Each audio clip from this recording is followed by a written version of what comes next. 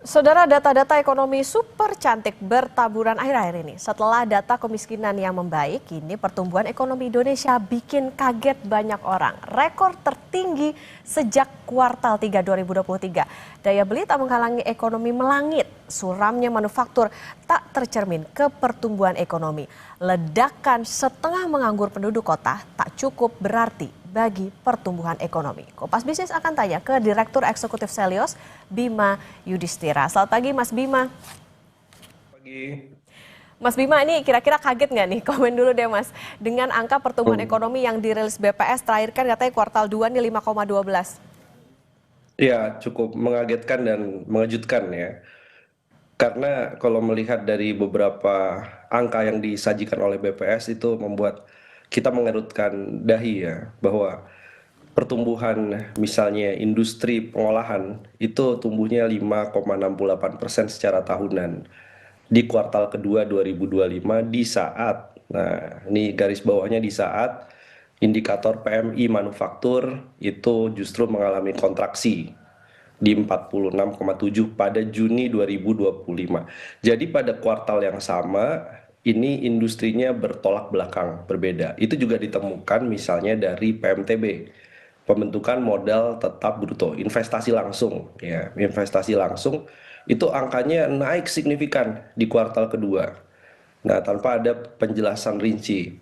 Padahal sebelumnya BKPM mengumumkan bahwa realisasi investasi asing pun juga sedang melambat.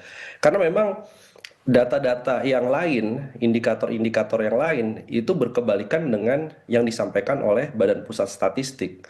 Salah satunya misalnya gelombang PHK di sektor industri padat karya, kemudian juga terjadi misalnya penurunan efisiensi atau efisiensi baik belanja pemerintah maupun industrinya juga melakukan efisiensi, menahan ekspansi. Arus modal asing yang masuk, ini salah satunya yang masuk ke portfolio dan juga ke sektor-sektor real itu juga melambat. Bahkan performa Indonesia dari sektor permodalan ini jauh lebih rendah dibandingkan Thailand, kemudian Malaysia. Tapi ini kenapa investasinya? Kalau disebut investasi domestik yang naik terlalu tinggi atau signifikan, ini proyeknya apa? Karena kalau proyeknya di pertanian misalnya untuk mendukung food estate, kemudian makan bergizi gratis, ini juga nggak kelihatan karena sektor pertanian itu tumbuhnya cuma 1,6% di periode yang sama. Jadi ada diskrepansi atau ada selisih data yang jauh sekali berbeda. Kemudian konsumsi rumah tangga juga sama, Mbak. Konsumsi rumah tangga itu tumbuhnya 4,97% secara tahunan. Ini apa ini? Kan lebarannya udah lewat. Kalaupun ada momentum mudik, arus mudik balik lebaran saat itu pada bulan April ya, itu kan hanya sebentar dibandingkan di kuartal kedua 2024 yang lebih lama efek dari lebarannya. Jadi nggak ada faktor musiman juga yang mendorong konsumsi rumah tangga itu bisa naik. Nah, di sini yang akhirnya membuat semua bingung gitu. Ini BPS angka-angkanya dari mana? Dan ya kita juga mengkhawatirkan adanya data-data yang kemudian indexing juga itu yang tidak sesuai dengan realita yang ada di lapangan. Oke. Makanya kita ingin agar ada keterbukaan lah semua metodologi dan sumber-sumber data termasuk indeks termasuk ke sektor industri manufaktur. Kami tangkapnya begini Mas Bima, artinya ada dugaan ada mismatch nih gitu antara data dengan realitanya. Meskipun di satu sisi Mas Bima ini Menteri Koordinator Bidang Perekonomian ini membantah kalau misalnya ada manipulasi data di situ. Nah, apa yang bisa dicermati dari ini? Apa sih sebetulnya yang berbeda? Apakah memang metodologi yang digunakan BPS kah atau gimana? Iya, ini kan pemerintah nggak bisa menjawab sebenarnya soal pertumbuhan industri pengolahan kenapa bisa melonjak tinggi sekali di saat PMI manufaktur. Jadi PMI manufaktur ini secara singkat dia mencatat pembelian bahan baku dari industri pengolahan. Jadi kalau industri pengolahannya dia menahan pembelian bahan baku, kan berarti PMI-nya turun. Tapi yang terjadi industri manufaktur tumbuhnya tinggi. Berarti di situ gapnya besar sekali. Nah, industri manufakturnya apa? Di saat yang bersamaan ada beberapa perusahaan-perusahaan misalnya hilirisasi smelter nikel. Itu banyak yang menghentikan produksi karena memang terjadi oversupply nikel. di pasar internasional. Ada besi baja juga yang berlebihan di pasar internasional. Jadi kalau hilirisasi itu bisa mendorong industri naik, ini juga nggak matching dengan realita yang ada di lapangan. Nah, inilah gapnya yang terjadi di situ. Kemudian juga tadi masalah soal investasi. Data berbeda-beda. Jadi datanya BKPM, realisasi investasinya itu berbeda dengan pembentukan modal tetap brutonya BPS. Beda lagi dengan lembaga internasional. Aja dari UNCTAD itu ada perbedaan selisih yang cukup jauh misalnya. Jadi mana nih yang bisa bisa dipegang ini? Kalau datanya kemudian terlalu jauh perbedaannya, bahkan di antara lembaga pemerintah sendiri. Sehingga kita susah ini kemudian bilang bahwa oh ekonomi baik-baik saja, nggak perlu stimulus, tidak perlu banyak insentif, pengusaha tidak terlalu banyak dibantu, pekerja juga. Karena ekonomi bisa tumbuh 5,12%. Jadi kita meminta agar ada transparansi lah kepada publik. Apa sih sebenarnya yang terjadi pada saat proses penyusunan data khususnya ini sekarang pertumbuhan ekonomi. Kenapa ini penting? Karena hampir semua pelaku usaha, terutama yang skala menengah besar, investor, manajer investasi, itu semua melihat dan kejadian di India pada 2015 itu jangan sampai terjadi di Indonesia. Jadi ada ketidakpercayaan terhadap data statistik milik pemerintah. Itu pernah terjadi di India dan akhirnya dilakukan audit besar-besaran. Oke, tadi sempat disinggung soal bagaimana konsumsi rumah tangga Mas Bima tumbuh hanya 4,97 pada kontribusinya 54,2% terhadap PDB. Sementara overall pertumbuhan ekonomi itu tadi 5,12%. Gimana caranya Mas? Kok kayaknya ada yang nggak matching nih antara data dan balik lagi itu soal bagaimana realitanya di lapangan? Ya, misalnya begini, kalau konsumsi rumah tangga sebagai penyumbang terbesar, dia hanya tumbuh 4,97%, tapi pertumbuhan ekonomi totalnya 5,12%. Itu kan juga artinya ada yang nggak matching lah bahasa bahasa sederhananya. Ada yang nggak sinkron antara yang dicatat dengan output akhir total ekonominya. Padahal dia pembentuk utama. Nah, 4,97%-nya saja itu sebenarnya dipertanyakan juga. Karena tadi ini lebarannya udah lewat, pada waktu puncak lebaran itu nggak setinggi di kuartal kedua. Jadi apa yang menjadi dasar? Kalau dibilang ini adalah bansos dari pemerintah yang bisa menggerakkan konsumsi rumah tangga, belanja pemerintah itu masih tercatat negatif pertumbuhannya di kuartal kedua 2025 karena ada efisiensi belanja juga. Jadi susah kita mendapatkan penjelasan kenapa. Selain tadi karena dari segi metodologi dan porsi total ini kalau untuk 5,12% pertumbuhan ekonomi total, setidaknya konsumsi rumah tangga itu butuh di atas 5% kalau memang menggunakan proporsional. Oke, berarti memang ini yang menjadi pertanyaan soal bagaimana data-datanya dan kemudian tentu bagaimana sebetulnya berapa sih angka realnya. Nanti mungkin bisa dijawab oleh Mas Bima dan saudara tetap bersama kami di Kompas Bisnis. Saudara, meski badai PHK marak di kuartal 2, cari pekerjaan susah, kemiskinan kota mengkhawatirkan pengangguran terselubung meledak, manufaktur tersungkur, masyarakat juga pesimistis dapat kerja. Pertumbuhan ekonomi di tahun pertama Pak Presiden Prabowo justru melangit ke 5,12%, ke level rekor tertinggi 2023. Siapa yang tidak terkejut dengan paparan Badan Pusat Statistik 5 Agustus 2025? Ini adalah sejarah luar biasa angka pertumbuhan ekonomi di tahun pertama Presiden Prabowo Subianto menjabat.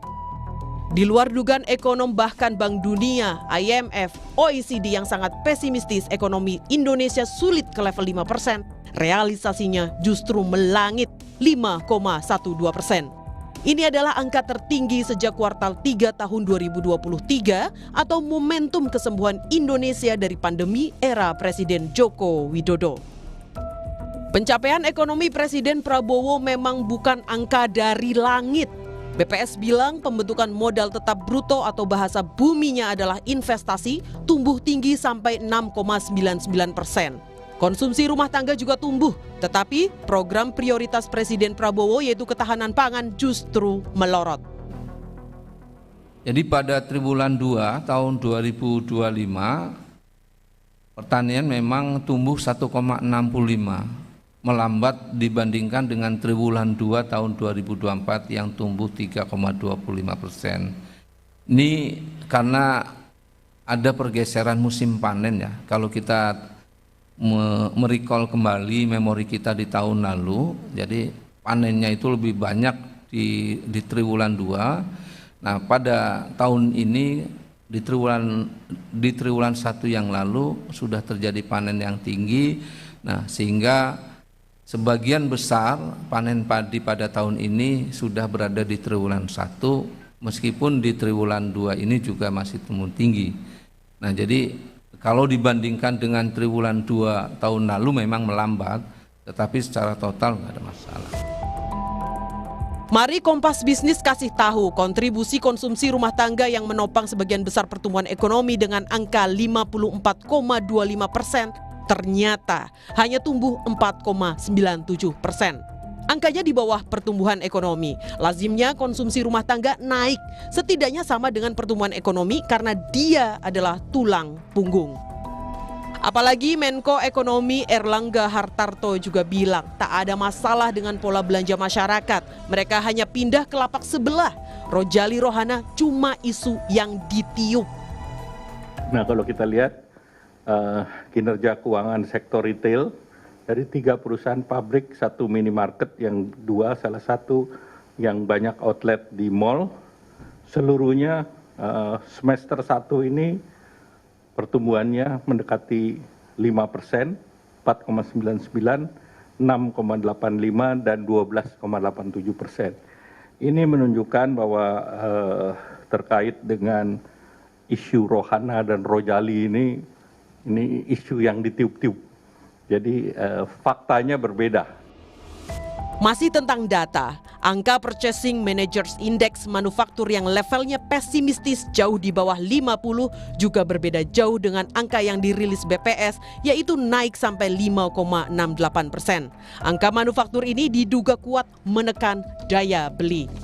Tetapi Kementerian Keuangan menjadikan APBN sebagai jamu anti kemerosotan daya beli. APBN juga memberikan kontribusi yang sangat signifikan untuk menjaga daya beli melalui tadi insentif diskon transport baik jalan tol, dan juga APBN memberikan penebalan dari bantuan sosial. Ini cukup memberikan dukungan terutama untuk kelompok menengah bawah. Banyak anomali atau keanehan data ekonomi versi pemerintah lewat Badan Pusat Statistik. Padahal penerimaan pajak juga turun lebih dari 10% secara tahunan pada akhir Mei, mencerminkan ekonomi yang tidak baik-baik saja. Dia Megasari Anjaya, Tim Liputan Kompas TV.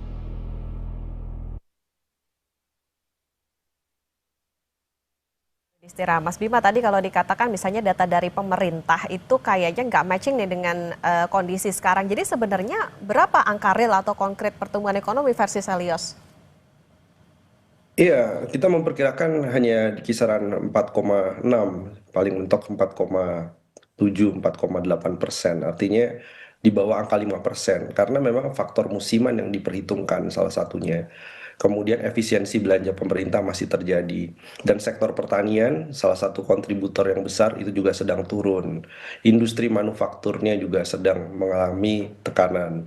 Nah, ini berbeda terbalik lah dari apa yang kemudian dipaparkan oleh Badan Pusat Statistik.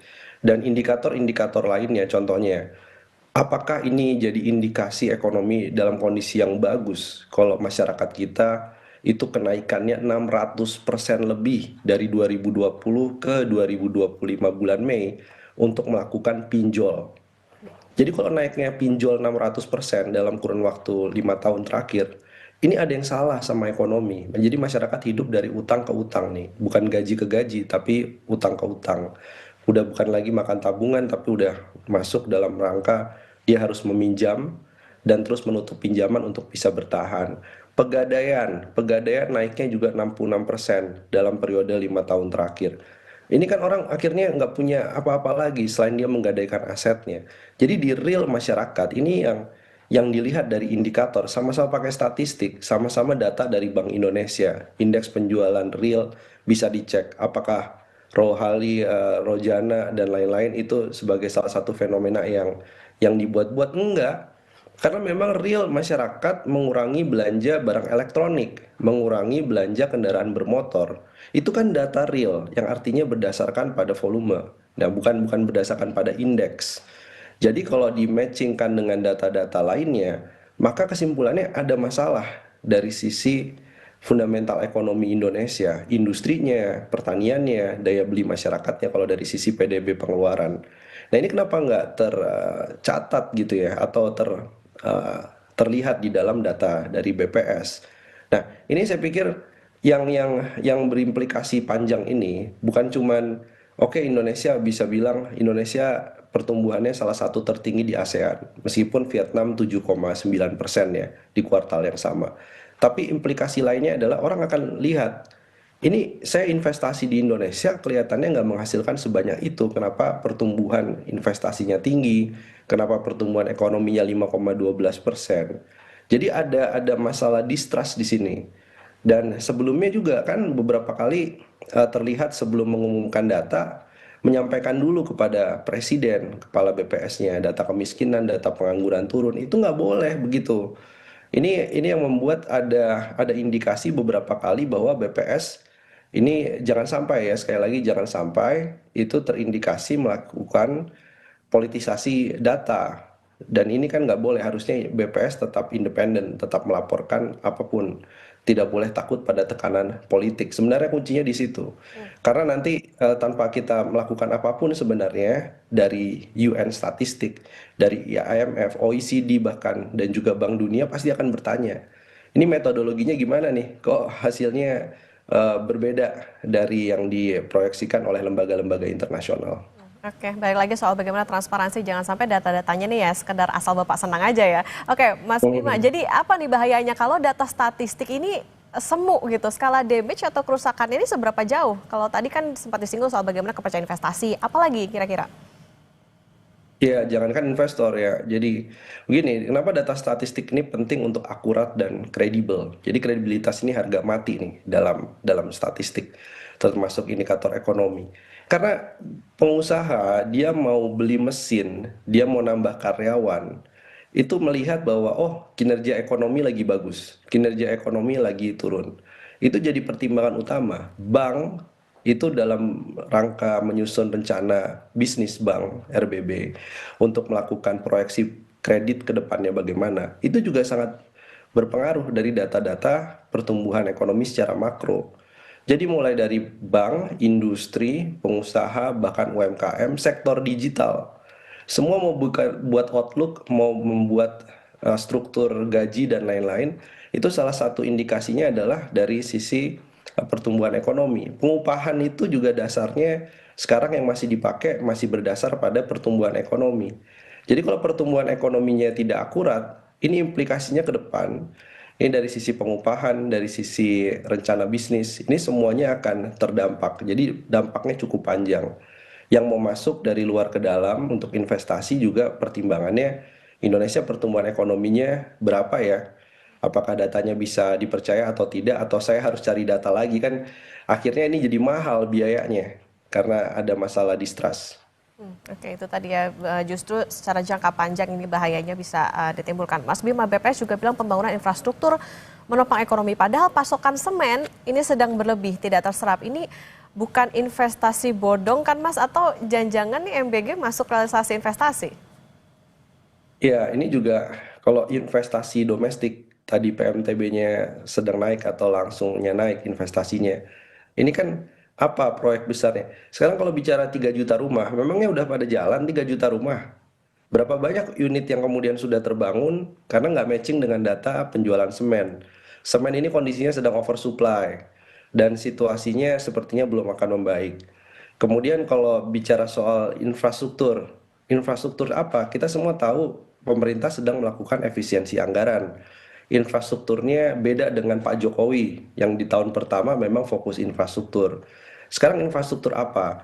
Kemudian kalau bicara soal investasi domestik lainnya, misalnya pembangunan apa MRT dan lain-lain. Ini kan semuanya sedang dalam proses, apa langsung melejit angkanya setinggi itu kan juga tidak. Nah, kita melihat ini kuncinya kelihatannya bisa dicek di kawasan ekonomi khusus, di kawasan-kawasan industri. Ini apakah ada pencatatan atau indeks yang sebelumnya tidak tercatat sekarang tercatat? Nah, ini yang nanti akan kita tanyakan kepada BPS. Apakah investasi di kawasan ekonomi khusus? Apakah kemudian program-program seperti MBG, Food Estate kemudian diklaim double, dia program pemerintah tapi juga dianggap sebagai investasi dari swasta masuk ke sini. Nah, ini juga yang menjadi salah satu pertanyaan publik dan memang harus di-clear-kan. Karena kalau tidak, ini artinya ada resiko double counting, ada resiko bahwa investasinya nggak sebesar itu sebenarnya untuk investasi domestik. Karena yang jelas ini jawabannya bukan dari investasi asing yang mendorong kenaikan PMTB cukup signifikan. Oke, Mas Bima, terakhir singkat saja, Menkyu mengklaim APBN ini adalah jamu manis buat daya beli lewat diskon tarif tol, diskon tiket dan subsidi upah. Seberapa jauh jamu manis ya Menkyu ini untuk realisasi ekonomi? Rasanya diskon listrik awal tahun aja nih nggak sesignifikan itu. Iya, justru kenapa diskon tarif listrik nggak dilanjutkan? Karena di internal pemerintah ada perdebatan sebenarnya soal diskon tarif listrik efektif atau tidak mendorong daya beli sebenarnya. Kalau nggak, dia efektif, dia akan terus dilanjutkan pada kuartal kedua 2025. Buktinya nggak dilanjutkan. Kemudian kita tahu bahwa bantuan subsidi upah, ini banyak pekerja informal yang tidak mendapatkan bantuan subsidi upah. Dan itu tercermin juga, ada BSU, pertumbuhan kuartal kedua belanja pemerintahnya juga masih rendah. Jadi obat dari daya beli menurut saya sekarang ini adalah belanja pemerintah yang minus 0,33%. Bisa nggak di kuartal kedua itu bisa menjadi positif? Meskipun kontribusinya sekitar 7-8% terhadap PDB. Tapi bisa nggak dia menjadi positif, itu saja sudah menolong sebenarnya daya beli. Jadi nggak perlu ada stimulus-stimulus baru dan lain-lain. Realisasi belanjanya dipercepat saja. Vendor-vendor banyak yang mendapatkan bantuan sosial diperluas, itu sebenarnya tercermin dari realisasi belanja pemerintah. Itu saja sebenarnya PR besarnya sekarang. Jadi kalau masih minus tapi pemerintah bilang kita kasih stimulus dan lain-lain, belanja pemerintah pertumbuhannya negatif, efeknya agak percuma. Itu sebenarnya yang ditunggu. Ya.